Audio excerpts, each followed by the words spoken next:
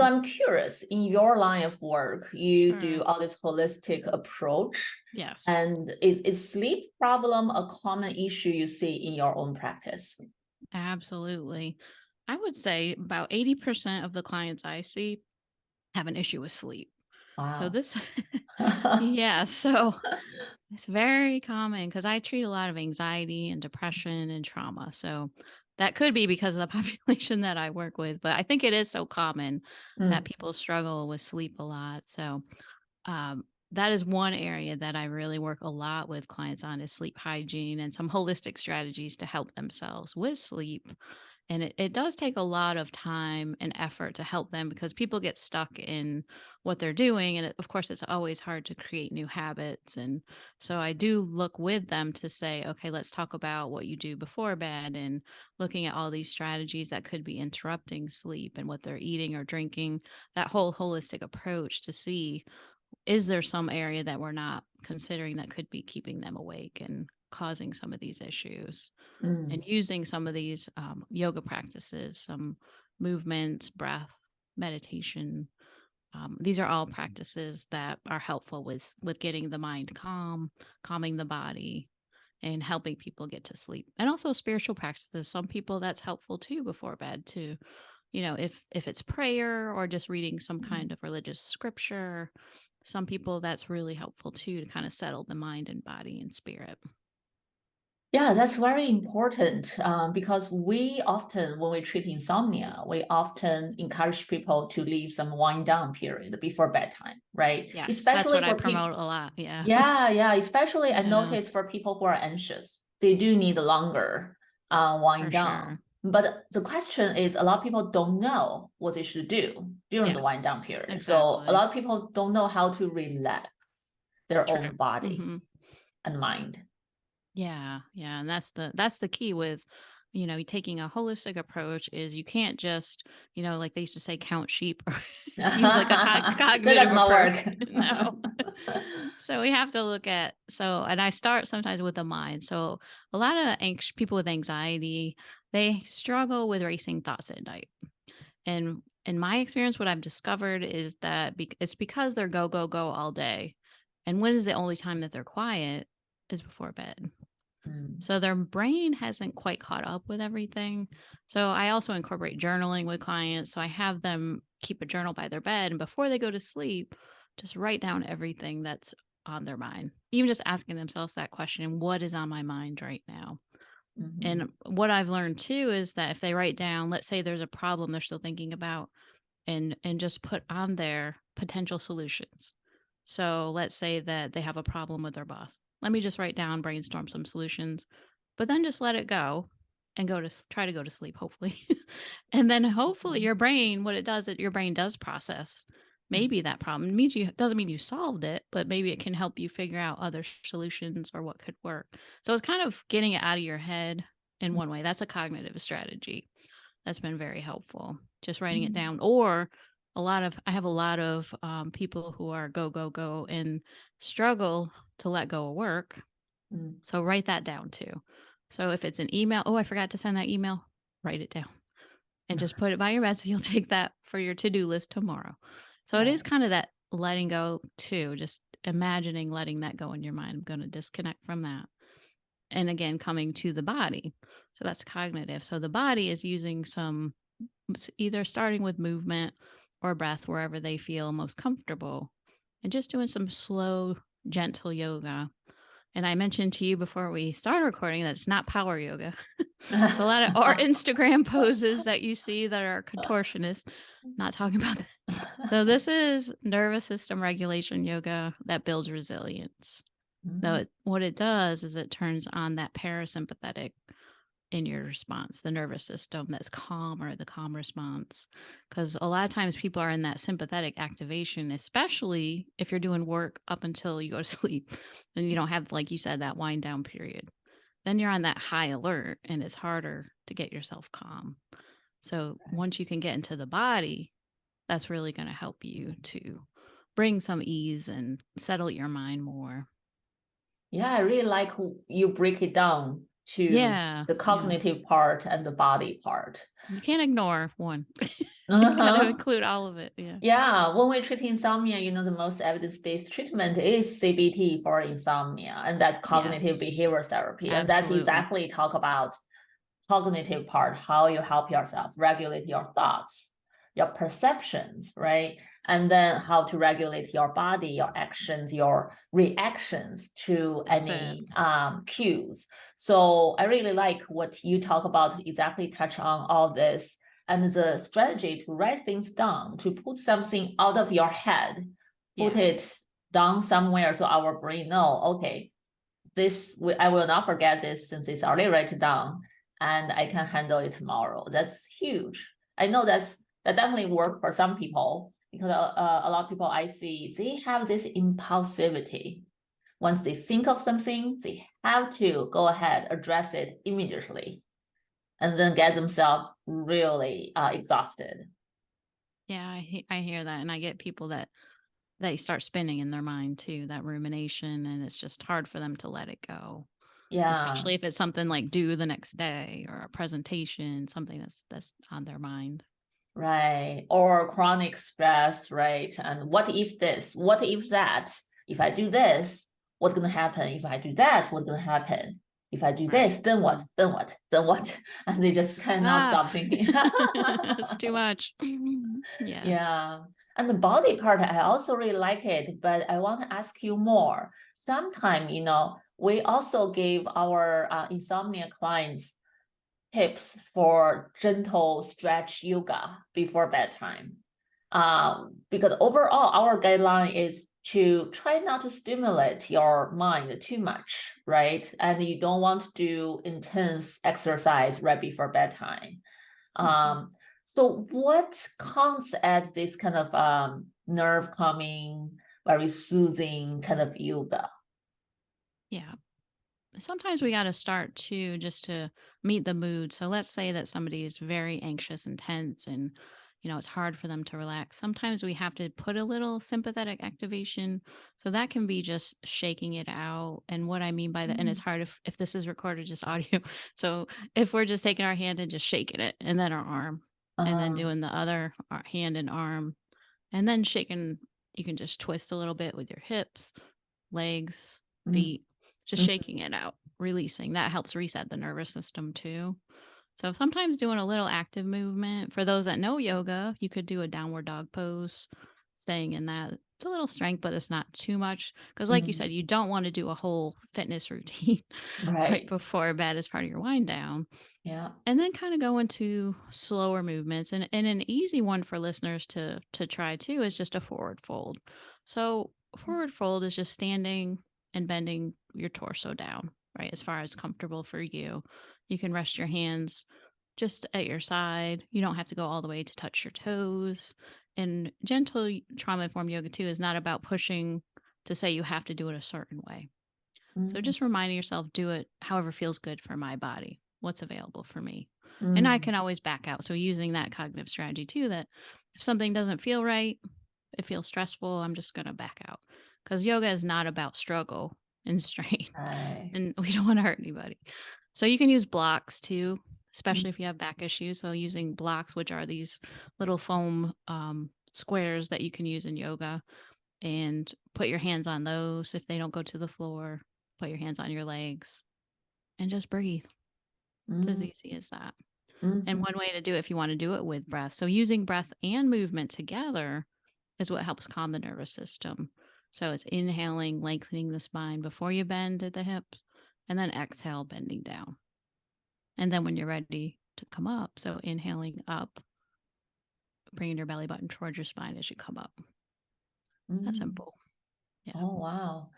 Like Yeah. that. The way you talk about that immediately makes me feel like I go back to the yoga practice See? room.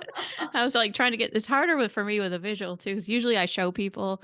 So Yeah. when I do yoga with clients, if I do that, then where I do all virtual, so I just have my video camera set up here, and so they can see me, and then I can watch them too, and we can Oh, do it together. So okay. yoga, yeah, I think that's helpful to kind of see that. But Right, right. Oh, yeah, that's also, but this still very helpful to know, right?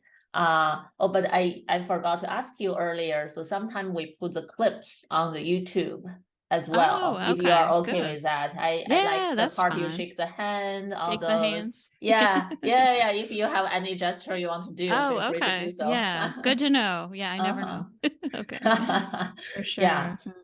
Yeah. Okay. Yeah, So let me try to see whether I understand this correctly. If we sure. want to do some gentle yoga movements Yes, before bedtime, we should be careful. We don't want to breathe heavily. We right. don't want to make us feel pain. We don't want to make ourselves sweat too much, Right. Mm-hmm. right? Okay.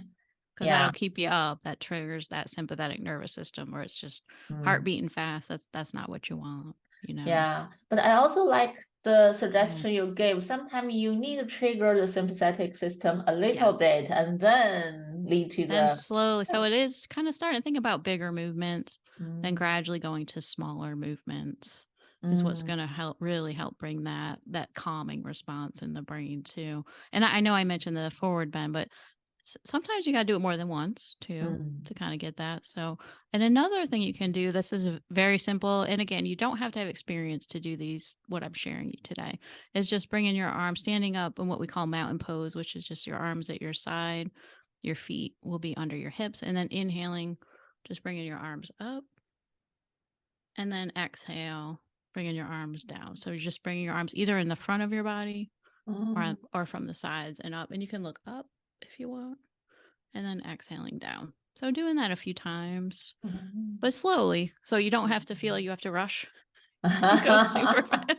So I always say go slower than you want to go. So the Oh. slower we go, it brings what's called interoception. So that interoceptive awareness to really know what's there and how that feels. And then pausing. So once we do the movement, to pause and notice, how does that feel in your body? How does that feel with your energy? Mm. How does that feel in your arms if you moved your arms? Yeah, so sounds like the goal really is not to exercise. The goal is to help you use this movement to connect between your mind, your feelings, and your body to feel Yes. the either the energy flow inside of yourself or just feel the Right. physical sensations in your body with different Yes. movements. Absolutely. You got it. Perfect. Because, yeah. And I think that that's something the myths of yoga is that it's all like that hardcore power yoga, go as fast as you can. But the problem is when you're going fast as you can, you don't develop awareness. You don't that interoception. It's too hard because you're going so fast. And it's not going to bring that. I mean, it can, you feel a little calmer after a workout, but with these slower movements with yoga, it's going to bring that calmer response overall. Yeah, I notice a lot of people they feel anxious about their own anxiety and they feel Yes. anxious about their own sleep anxiety, right? And when you don't have insight or enough awareness, you just got caught up in this cognitive loop and just go, go, go, go, go. And use whatever way you can to try to Yeah. control your sleep. It never worked Yeah. well. No, no. And I'm glad you brought that up because the other thing I just wanted to mention was it doesn't start at just bedtime. So a lot of people are like, oh, I'm having trouble with sleep. What do I do before bed? It starts your whole day. What are you doing during the whole day? Because a lot of people I see are like, I'll ask them, like, how are you feeling? I don't know. I just been so busy. So that's a disconnection between your mind, body, and emotion, right? Mm, So you're not really connecting to that. So it is about taking time during the day just to, I call them holistic check ins. Okay, let me mm, just notice, okay, what am I feeling right now? What is my energy? It's kind of going back to, it's like that mindfulness too. What mm, is in this present moment right now? And accepting whatever is without judgment. So maybe I do feel tension in my shoulders. Let me just notice that. Do I need to do some shoulder rolls? mm, Or if I'm feeling anxious, maybe I need to do some breath work. So it's about nervous system regulation throughout the day. Because if you do that, then you're setting your whole nervous system up for less reactivity when stress comes. And before bed, that it's going to set that tone too, that you're in that calmer parasympathetic before bed instead of waiting. Because it is harder. If you just wait till bedtime, it's going to be harder physically to kind of get yourself to relax and be calm. Right, right. That's so important because if you just do that before bedtime, Yeah. it becomes a way you use to control your sleep, right? So I can do all these yoga movements. After that, I count myself. I hope myself just gonna fall asleep, feel relaxed enough to fall asleep easily. And it does not happen, people get really frustrated. Oh, this does Yes. not work for me. I was just thinking that, yeah, because I find that these are lifelong practices and we have to do them over and over. So, in order to change our brains, we Mhm. have to do it repetition, repetition. And people don't like that. But but it is true because once we kind of change our brains are neuroplastic, they can change. So the more you do it and make these habits, the more you're going to create those new neural pathways and hopefully out of the anxiety, out of the stress response to a calmer place. Mm, yeah, yeah. So a lot of self-regulation. So build upon the self-awareness and then, right, with the right method and the right philosophy, you can choose when to practice, what can help you, what actually make things worse. Yeah, exactly. Because if we're busy, busy all day, going to keep going, then we don't know what we need. So that's that disconnection. If we don't know what we need, then we don't know what to do to help ourselves. Yeah. So it just brings you back to that present moment too, to check that holistic check in to notice all those. So energy, emotion, sensation in the body. Mm. So that reminds me, I hear a lot of people clinically complain that, oh, yoga does not work for me, mindfulness does not work for me, I don't like it, it's hard for me to do, it's not useful. So how useful the method you think is, or based on your clinical observation or based on the data Yeah. you are aware of? Well, several ways. So I have my own personal practice. I know that's not data, but I will get to that. But Mhm. for me, I have done consistent yoga for years now. I can't imagine my life without it. It has made me so much less reactive to stress. It opens what's called our window of tolerance. So it takes, what all that means, it takes a lot more for me to get stressed out. So I have that nervous system resilience that is much stronger. So that's what I found has been at that end. I do meditation as well often. So using both of those together are so powerful. But there's so much research on yoga and the impact overall well-being. And I'm always seeing new research study. It's just like, wow, this is just amazing to Uh-huh. see all the amazing benefits. I know there was a study with the CDC. They said 55% of yoga practitioners report improved sleep for them and for people that they're teaching, and over 85% report reduced stress after yoga. It's Mm. amazing. Yeah. Yeah, It's yeah. just there's so much that can happen physically. Mhm. It's not just emotional too. So it helps with heart rate variability. It helps with dopamine, serotonin in the brain, it gets those endorphins going, helps with focusing, decreasing rumination, changing anxiety states and depression. And I know we've just been talking about anxiety, but it also can help energize for depression too. So if we Mm. get in more of that shutdown mode in our nervous system, it can help.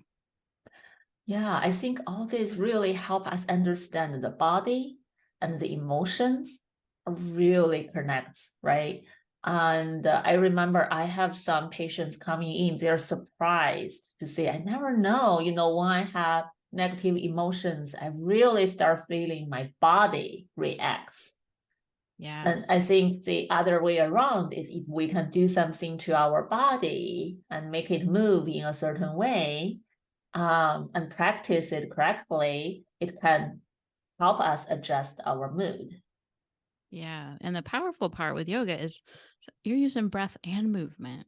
Mm, And you're getting the double effect. And I call it the trifecta. If you add some meditation there, those three things, I mean, that's just really going to help quiet your mind and help the body relax for sleep and just help your overall resilience.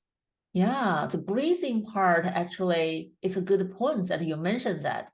So I'm always curious about this. When Mhm. I do some yoga practice, I'm very, beginner of this, not doing it consistently. But every time I notice it, like teach us to breathe in the opposite way that I'm used to.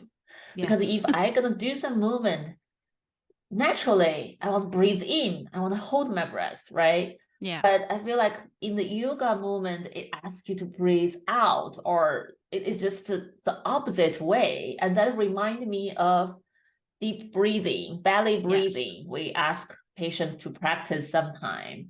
So I'm wondering what that is about. Yeah. So different yoga movements, it depends on the movement. So, like when I mentioned to inhaling, bringing your arms up, exhaling, bring your arms down. And to be honest, that sometimes it doesn't matter with the breath. You can do it without the breath. So, for Mm. some people with trauma or high anxiety, using breath sometimes can be triggering. So, everybody's nervous system is Mm. different. So, if they're out of that window of tolerance and they're in more of that hyper arousal with the anxiety, very anxious and just can't relax, that might be more difficult for them. But if we can use the breath in different ways based on people's needs, then it's going to really be a helpful response. So, but yeah, so using breath is just an option. Think of it that way with yoga. It doesn't have to be that way. But with the inhale too, we don't want to hold too long on the inhale because that brings more sympathetic response. So if we're trying to calm ourselves down, so just knowing the power of the breath, that if we do the exhale too longer than the inhale, that brings the parasympathetic response and helps to calm things as well. I don't know if that answered your full question, but Mm. yeah. So if I understand correctly, we don't Yeah. have to be caught up in, well, exactly how should I breathe? Is this breathe Don't worry in, about breathe it. out? I always say you can always let the breath go. It's okay. Because sometimes it's more Okay. important the movement, right? To kind of get Right. into your body. Because most people I see are living from the neck up.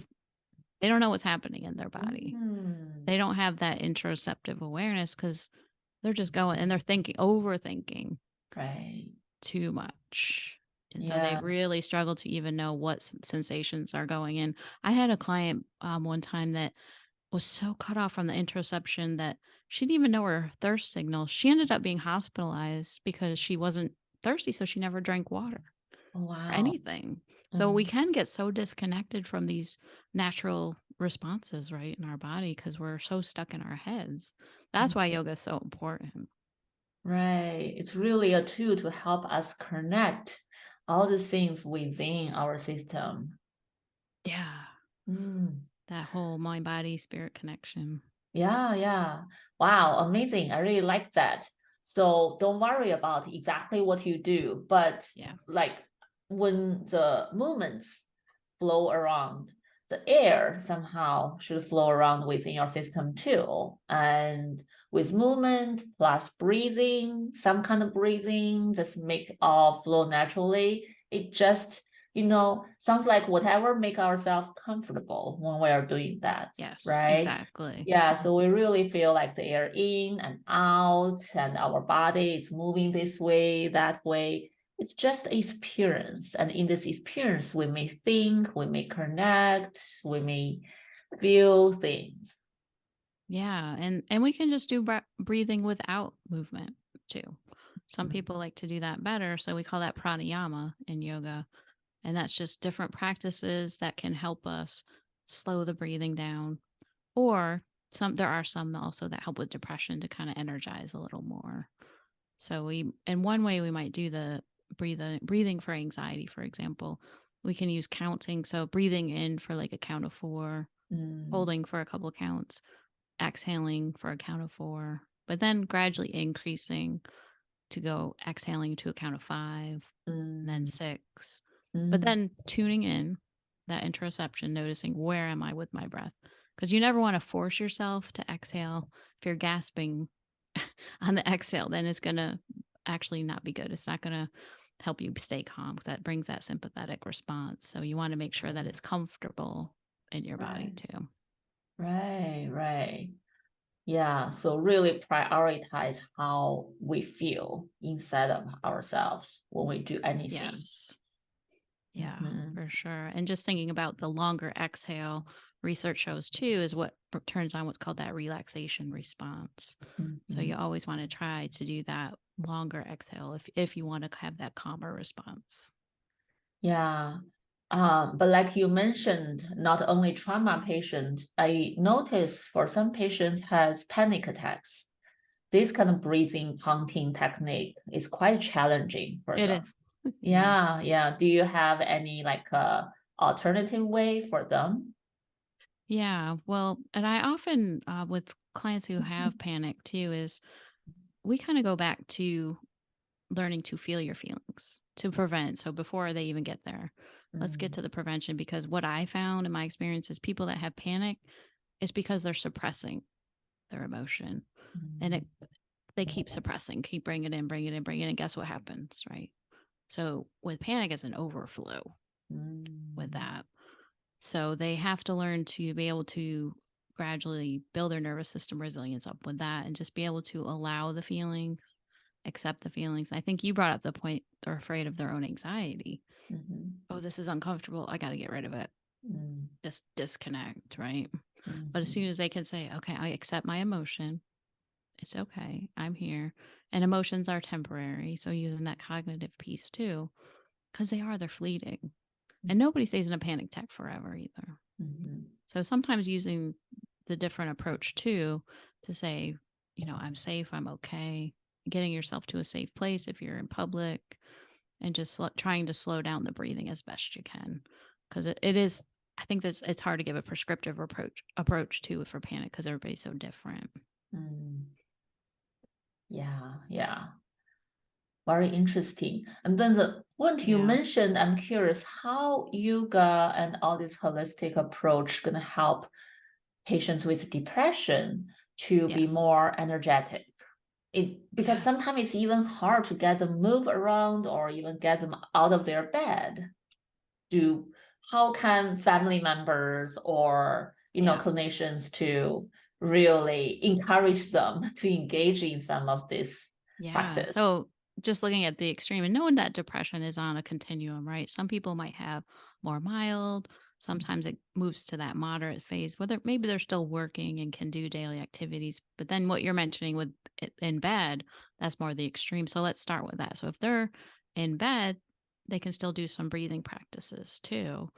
And something called three-part breath in yoga can be energizing.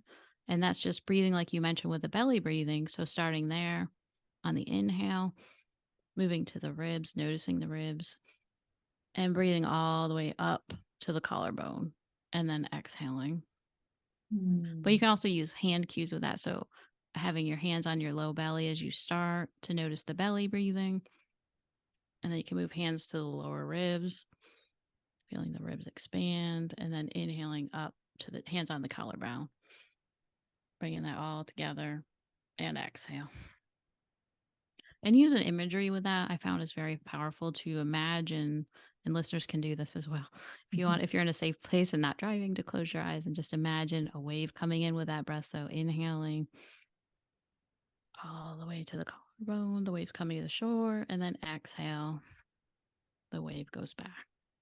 And then inhaling, wave in, and exhale, wave out. So that everybody can breathe, even if you're in bed, right? But also with movement, doing what they can. So starting with gentle rotations, even with the wrists, even if they're in bed, going rotation, and then you can go with some of the flexion movements with the wrists back and forth.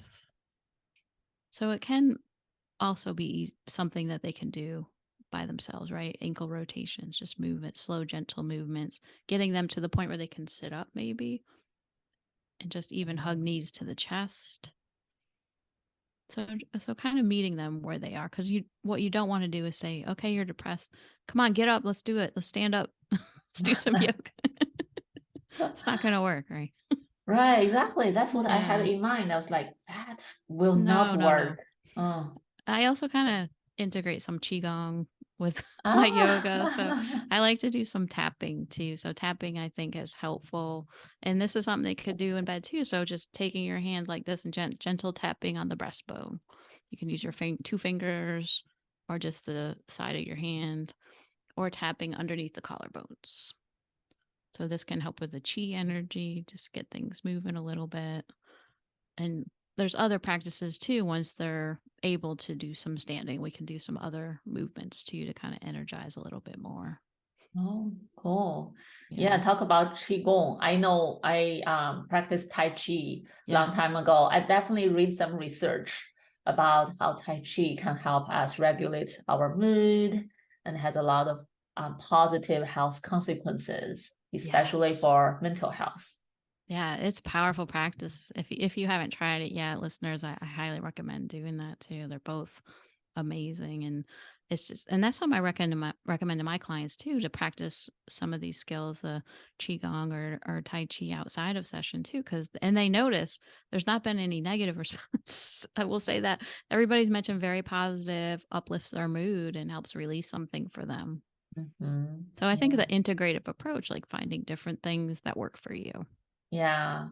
Great. I love the integrated approach, and hopefully more and more providers gonna, be able to incorporate some of this. And the tapping technique you mentioned, I think a long time ago, I interviewed another health coach from England. She mentioned Mm. the tapping type of therapy, and she been using. Sounds really cool. Sounds a lot of similarities and how to Yeah. incorporate that kind of small technique in treating anxiety, especially. That's what she did. Yeah, oh, definitely. It's definitely up and coming. And think of acupuncture, right? Sometimes we are tapping those spots that Mm. with acupuncture that they're using. So it is just, it's all, everything is energy in our bodies. And just remembering that when we're doing the tapping, we're tapping into that nervous system regulation. Yeah, great. So thank you, Chris, for sharing all this wonderful information with us. And sounds like we have a lot that we could do. We could go into Yes. any angle. We could start changing how we think and how we move our body, our spirituality, or any part of this holistic approach that we feel like it's easier or we have motivation to get started with. Yeah, start and that's what I'll just recommend. Just start somewhere. You don't and I know I talked about a lot today. I could talk all day about yoga. But just pick one thing, right? Just start with one Yeah. thing and just kind of see how it goes for you. Right. Allow yourself to really experience it. Mm, yeah. Yeah, makes sense.